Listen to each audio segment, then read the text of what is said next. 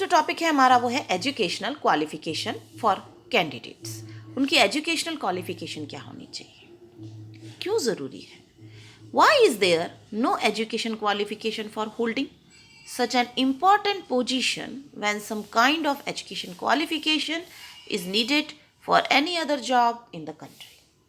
है ना, नॉर्मली ये माना जाता है कि नेता बनने के लिए कोई क्वालिफिकेशन नहीं चाहिए। तो मेरा प्रश्न आपसे ये है कि क्या, क्यों?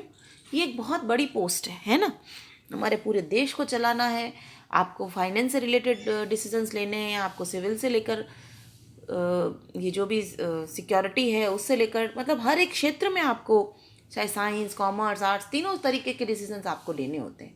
तो फिर आपके लिए एजुकेशन ज़रूरी क्यों नहीं? नॉर्मली हमने देखा है नेता लोग पढ़े हुए लिखे हुए नहीं होते हैं।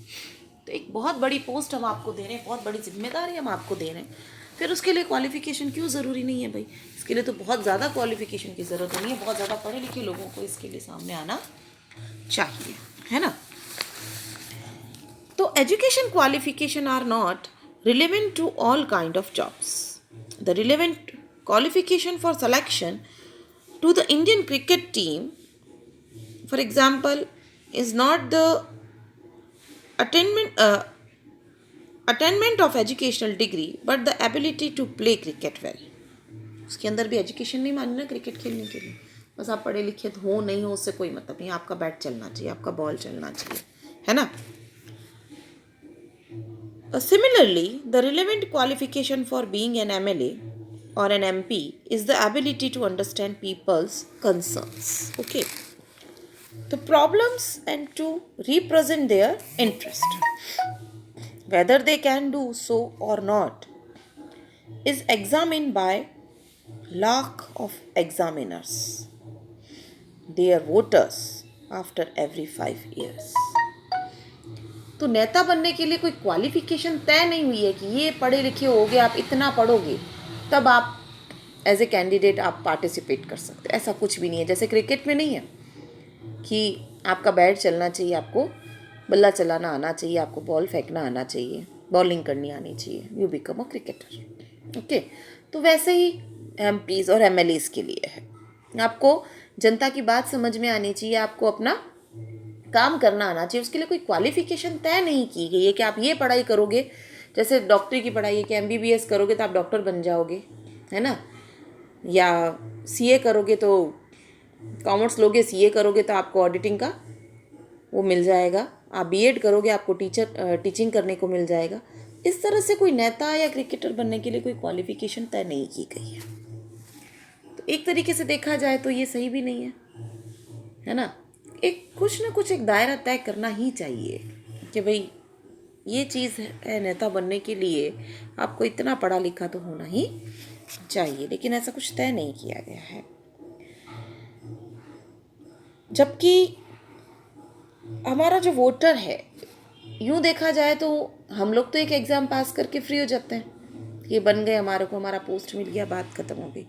लेकिन ये जो नेता लोग हैं उन्हें बार बार एग्ज़ामिन किया जाता है ना, हर 5 साल बाद फिर से वही गलियां, फिर से वही लोग, फिर से वही नेता, और फिर वही उनके वादे, और फिर वही उनको पूरा करना, ठीक है ना। तो इन्हें तो हर 5 साल बाद में क्या होना होता है, फिर से एग्ज़ामिन होना ही होता है, उनको फिर से एग्ज़ाम्स देने पड़ते ही हैं, ठीक है।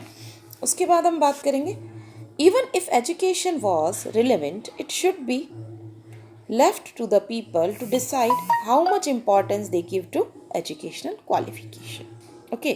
In our country, putting an educational qualification would go against the spirit of democracy.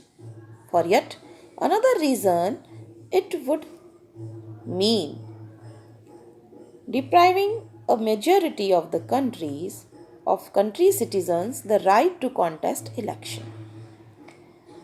If, for example, a graduate degree like BA, BCom or BSc was made compulsory for candidates, more than 90% of the citizens will become ineligible to contest election। अगर उसको ये criteria बना दिया जाए ना कि आप BCom करने के बाद, बीए करने, मतलब टोटली ग्रेजुएशन करने के बाद ही आप इलेक्शन फाइट कर सकते हो, तो हमारी जो 90% पॉपुलेशन है, सिटीज़न है, वो एलिजिबल ही नहीं रहेगा इलेक्शन लड़ने के लिए। इतनी पुअर कंडीशन है हमारे एजुकेशन की।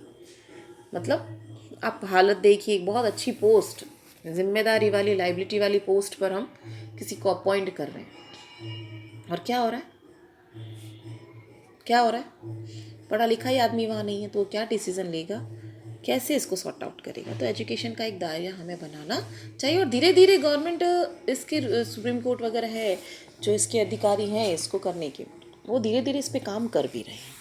ठीक है, तो ये था हमारा nomination of candidate and educational qualification of candidate. हमारा जो नेक्स्ट टॉपिक होगा वो होगा इलेक्शन कैंपेनिंग।